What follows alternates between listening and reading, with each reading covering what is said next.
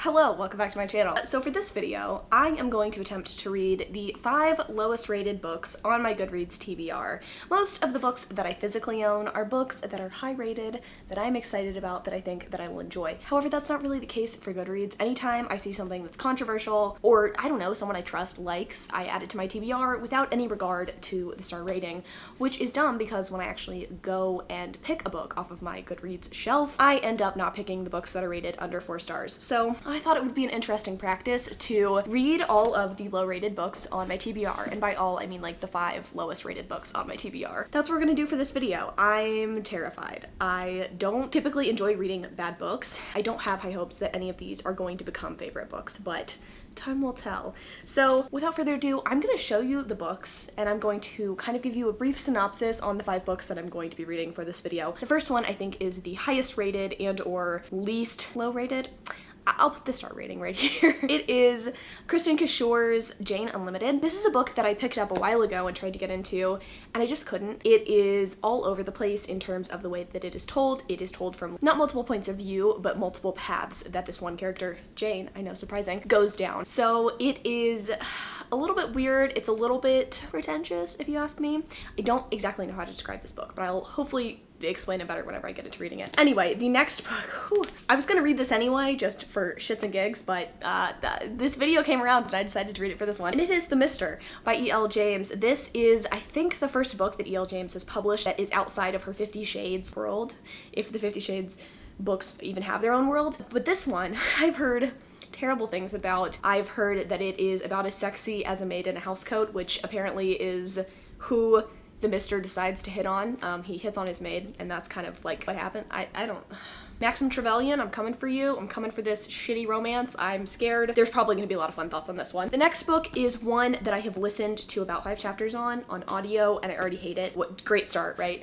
Ship It by Britta London. This was sort of advertised and peddled as an ode to fan culture. It is about 2 girls who basically become friends because they really ship 2 characters on this television show that's supposed to be kind of supernatural-esque. They really want the 2 main characters to get together. They hear one of the actors say there's no way that the characters they play could possibly be gay, and that was sort of a misstep because you gotta let the people like love what they love. But anyway, the people on the TV show who run it decide that they are going to hire both of these girls to come in and help write the show and make it more appealing to like broad audiences and like maybe make the characters gay. But from what I've read, it's a little fetishy. I think it does the one thing that it hopes to not do, so we're all scared to read this one. The next book is a short one, which like thank God. And it is Genuine Fraud by E. Lockhart. I don't know much about this. I have read some E. Lockhart in the past. Her books tend to be very strange, but in a good way. I've heard this one is not as good as We Were Liars, but it has some like sort of strange elements to it, and it's set in Cabo San Lucas, Mexico, which like, I like Cabo, like that could be fun. This one I think has the biggest potential to be a book that I'm actually excited about and actually enjoy, but we will see. I don't know that much about this one. And then the last one is The Love Interest by Kiel Dietrich. This book is supposed to be sort of, again, like not an ode to fan culture, but it's about a love triangle, but in a funny and humorous way. I don't know. I think it's supposed to be sort of satirical, but I don't know if it actually achieves that, so we'll see about this one. I'm hoping that some of these books will be less bad than I anticipate them being. I think if I were to rank them right now, just based on first impressions, I would probably say I think I'm gonna like Genuine Fraud the most, Love Interest is second most, Ship It next, then Jane Unlimited, then The Mister. Like I think that's gonna be my ranking. And we'll see if that holds true. I think that'll be a fun thing to do as we read. If you guys are excited, I'm terrified, and it's hopefully gonna be a great time. First things first, I can understand why people hate this book. This was one of the hardest books that I've ever read in terms of trying to figure out my opinions and feelings on it, which is why I didn't give you guys updates as I read it. And I'm really glad that I didn't because A, I thought I was gonna DNF this book and just give you guys my rage opinion, and then B, it was a roller coaster of emotions when I read this. So this book is about a girl named Claire.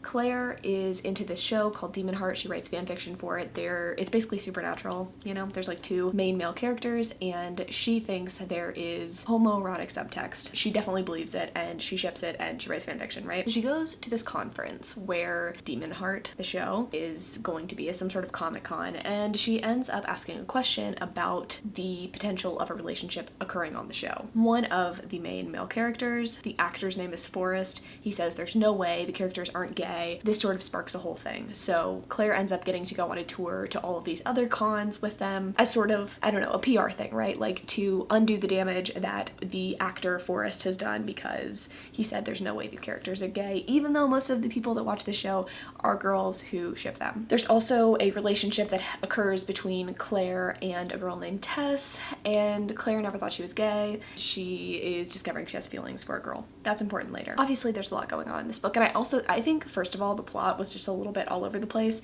Second of all, it's like I can't even collect my thoughts on this fucking book because it is there's so much wrong with it. Let's get into what I hated about this book first. There's a public outing. Tess at one point gets irritated at Claire and outs her to her parents, even though Claire has not even figured out her sexuality yet, which was fucking gross, and I really did not like that. There was an apology done, but it was not great. I also don't like that Claire tries to force her opinions, and I think, there's a valid conversation to be had between like what is fandom and should fandom have an effect on the way a show is produced, and if everybody wants two characters to be together, should TV producers make that happen, or should they stay true to what the show is and like what is truly the show? So there's that whole thing, but Claire often steps over the line, in my opinion, on what is okay. She blackmails the show's producer into giving her answers to questions that he did not previously want to give her. She writes fan fiction about the two actors instead of the two characters in the show. I think we can all agree it's kind of gross. You don't write fan fiction about real people. She just does things that are not okay. Things happen to her that are not okay. And I understand that the characters are teens in this book, but I don't think that's an excuse for some of the behavior and things that are exhibited, and I can understand why people would DNF this purely for the outing, because it was just not good to read about, and I don't like that it was just kind of brushed aside as if it was normal and okay. That being said, I think there were really valuable conversations had in this book about fan culture and about how there isn't enough representation in television and media that is gay, and it's not something that is as commonplace as it should be.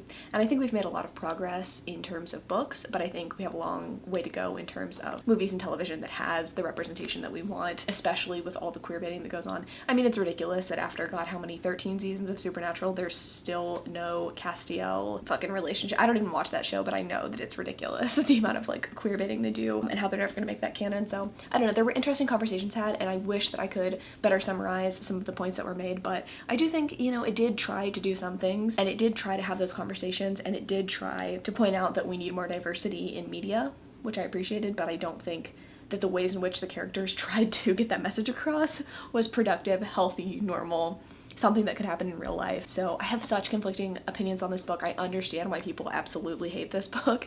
I understand why other people adore it. Definitely a polarizing one. I felt polarizing opinions just like listening to this on audio. I remember like saying things out loud in my car by myself being like, what the fuck is happening? So I don't know what to rate this. I think my gut is telling me 2 or 3 stars. I enjoyed the ending of this, but does it make up for the other shitty things in this book that happened? I don't know. I think I'm going to wait until the very end of the video to like officially rate this, but as of right now, we're in between a 2 and 3 stars because like, I just don't know. Okay, so I am about 2 hours away from being done with Kristen Kishore's Jane Unlimited, and I gotta say, I don't know what the fuck's going on. The best advice I could give to anyone who is interested in reading this book would be to read some reviews before you go into it, especially Elise's Goodreads review. I'm going to try to link it in the description if I remember, but that was so enlightening without spoiling things, and I think helped prepare me to go into this book. So, little backstory, I tried to read this book, God, I don't know, like a month or 2 ago before this video, and I was just like, you know what, this is not for me. I thought the writing was pretentious. I thought the characters were very pretentious, and they are, but knowing more about what the author was intending to do, knowing more about how the story is set up, because it could be confusing if you don't know how it's set up, has helped me enjoy this book a lot more, and I'm appreciating it for what it is. Do I love it? No. Is it interesting? Yes. So let me try to kind of explain what this book is about. So Jane is invited by her high school tutor that she runs into one day when she's at work. Her high school tutor's like, hey, why don't you come to my ancestral home on this island? Jane, whose aunt is recently deceased, who she is still mourning, always said if you ever get invited to this ancestral home, you should go. It seems like kind of a weird thing to tell your niece, hey, if you ever get invited to this random fucking place, you should go. And it seems a little coincidental that she would be invited to the house, but whatever. So she's invited by Kieran. The whole story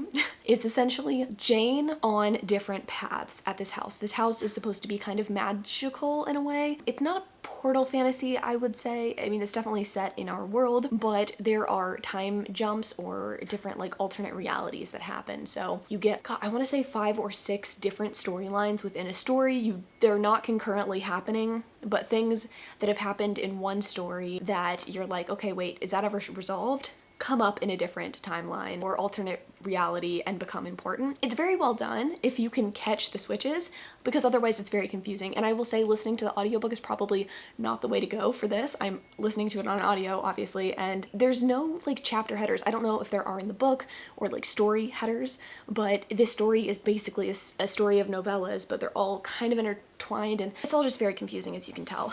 And I'm not doing a very good job at describing it. I don't think this book is done well in description. I think you kind of have to go into it sort of blind.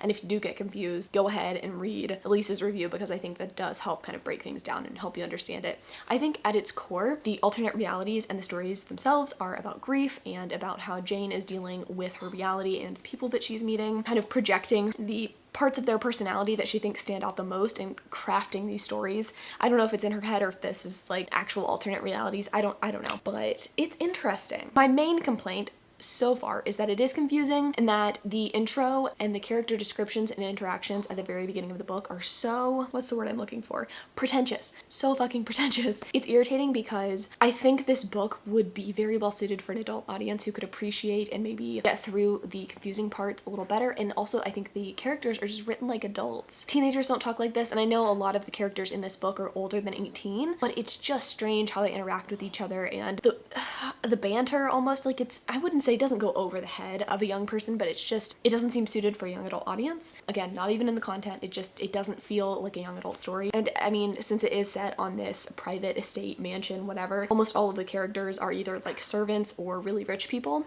and this is set in modern day, so it doesn't come off as cute. It's very annoying hearing rich people bitch about, I just don't know what I want to do with my life, like, I don't give a fuck. And then our main character, like, her crafty thing is that she makes umbrellas. I'm gonna continue to listen and try to see if my thoughts change. I definitely don't think this is deserving of all of the negative reviews it gets, but I mean, the overall rating for this book is still like a 3 something, which is pretty average. And in terms of my enjoyment right now, I would say it's about a 3. It's definitely fascinating, but I don't love the characters, and I do think the story is just so goddamn confusing. So that's sort of my 2 cents right now. It is 6 o'clock, and I think I'm gonna try to finish this tonight. Most of the time I would try to just like put this off till my commute and then read something else, but you know what, I really like to just finish this book while it's fresh in my mind and while I'm not hating it. I'll update you guys when I'm finished, and we can just talk about if this is deserving of the low rating that it has. Sadly, this is deserving of the poor ratings that it gets. And I thought that most of the bad ratings for this book were primarily a result of people not understanding and or not finishing the book. And what I'm coming to realize is that that's not really the case. It's just not great, and the ending, everything that I thought was redeemable and interesting about the book kind of midway through was just obliterated with the ending. I think this is not too much of a spoiler. Maybe it is. If you're really interested in reading this, perhaps skip ahead, but it went from alternate realities and diverging paths to a portal alternate universe fantasy, and the ending was very fantastical, and I'm gonna really spoil it for you. Her aunt wasn't even fucking dead this whole time, so the whole point of the book is grief, and then we found out she's not even dead, so it just, like, what's the point of the book then? Nothing about the alternate realities really got me thinking about, oh, like, I'm so lucky to be where I'm at and to be this version of myself. Like, nothing like that was really addressed in the story, or at least I just didn't get that vibe from it. So yeah, this was not great. And kind of like ship it. I don't know if I'm gonna rate it 2 or 3 stars. Thankfully, the next book I'm going to be reading is, I think, going to just redeem everything and be a really good read, and I'm really hyped for it. And it's The Mister by E.L. James. I know I said I was scared in the beginning, but I'm not scared anymore. Let's do it. Let's read this thing.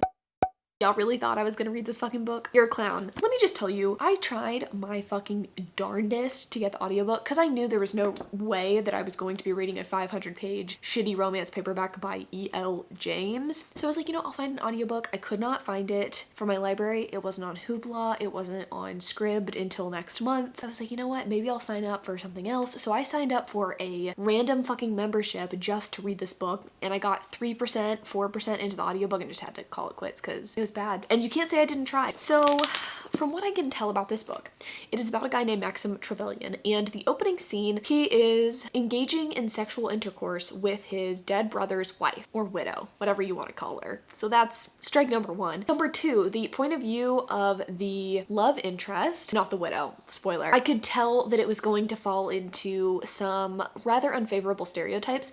And you know what? I don't think that we as a collective internet conscious talk enough about how harmful the stereotypes toward Eastern Europe are. I mean, I'm sure Eastern European people are aware of it, but I think in terms of what we talk about when we talk about problematic, like cultural appropriation, stereotype kind of shit, we don't really talk about Eastern Europe, but I could tell that the main character, love interest in this, was going to be a mail order bride type character. I'm not really here for that. I didn't want some like alpha douchebag who fucks his dead brother's wife and then gets with this woman who is just looking for a job because apparently she's in his employment. This is a no, and I'm not gonna read this. What I am going to read though is Genuine Fraud. I'm gonna start in on Genuine Fraud.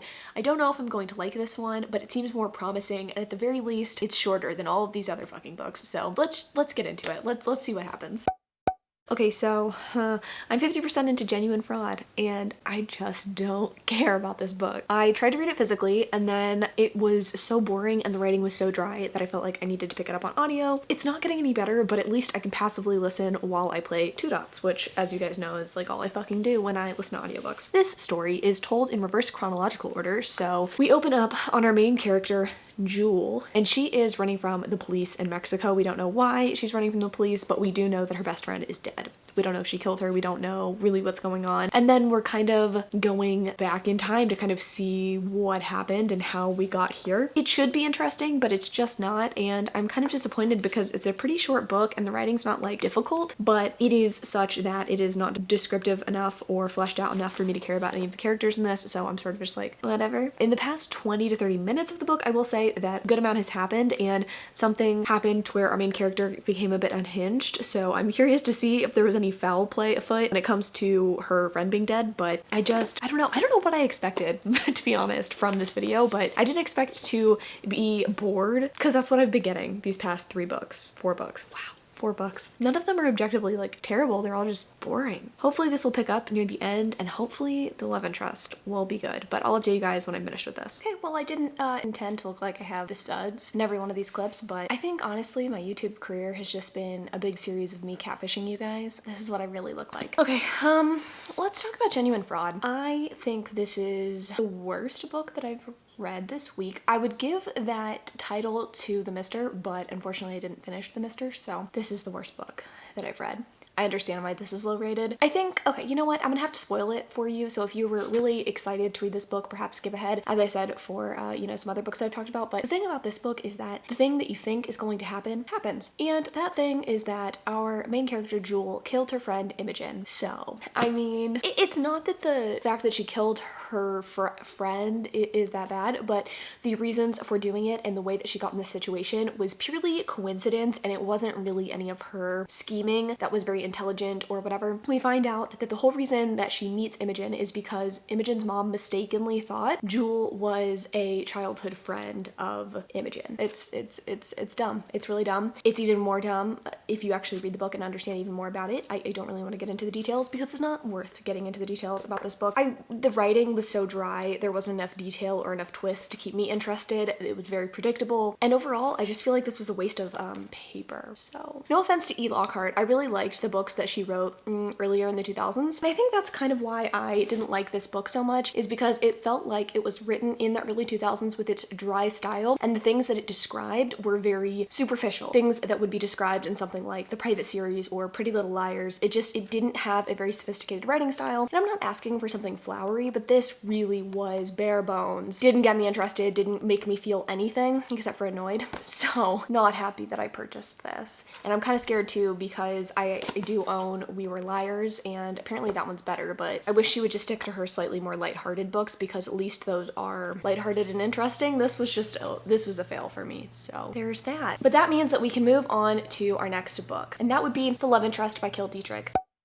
I know I said that I didn't think this would be my favorite, or did I say that? I don't remember what I said was going to be my favorite. We'll review that at the end. I'm hoping that this is better than all of the other books. The main complaints I've heard about this are that the characters are a little one-dimensional, but that they appreciate the gay rep. That there's not a bury your gays trope in this. It's essentially about this girl who has to choose between the bad guy or the good guy, and it's sort of satirical in that way. I don't know in what context it will be satirical, but in this society, you either choose a good or a bad, or at least this girl has to choose a good or a bad. I don't really know. I'm gonna tell you guys more about it when I get into it. I don't know. I'm trying to remain optimistic, but pretty much every other one of these books has sucked. I don't know what I was expecting. I mean, I've seen other people do these videos and they seem to at least find one book that they completely disagree with the rating, and I have not had that experience yet, so that's wild, especially since these aren't even rated that low compared to a lot of things on Goodreads. But I digress. I'm gonna get started on The Love Interest, and I will update you guys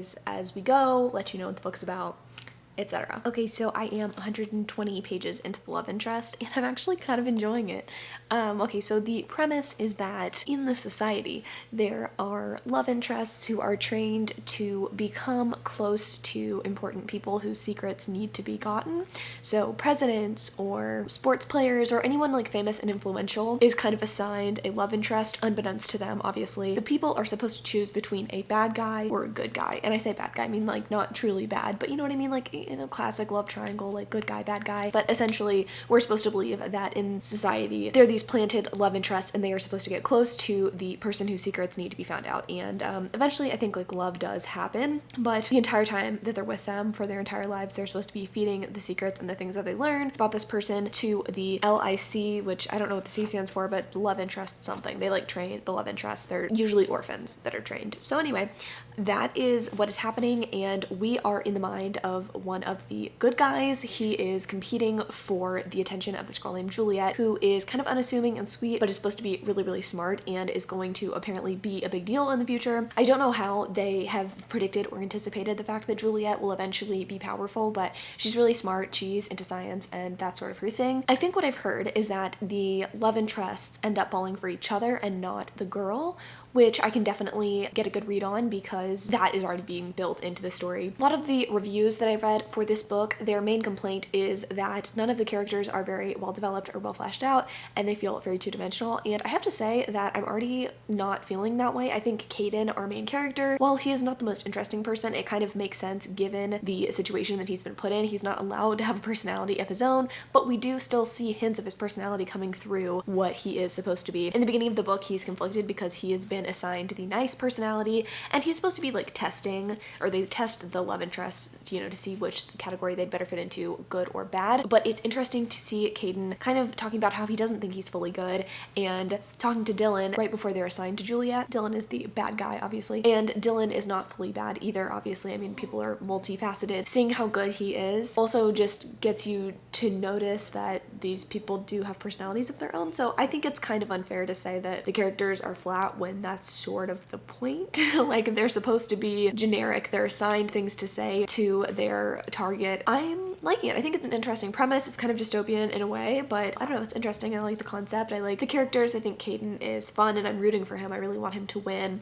And that's the thing. Only one guy can win, and usually the guy who does not win is eliminated. Yeah, like he's killed. So it's interesting because I'm sure the two guys falling for each other is going to be problematic, but like going to be an issue. So anyway, like I said, I'm only 120 pages in. I don't know when I'm going to update you guys again. I mean, it's not halfway through, but we'll see. I'll update you guys when things get interesting. Okay, friends, we've reached the end of the road. I finished The Love Interest by Kill Dietrich, and I have to say this is definitely my favorite book of the 5 that I've read for this video. It's definitely not the best book that I've ever read, and I'm understanding more now how people could say that the characters are a little bit flat. Near the end, I just found myself not caring. I did want the two love interests to get together. Like, I was rooting for their relationship. That's pretty much all that I cared about.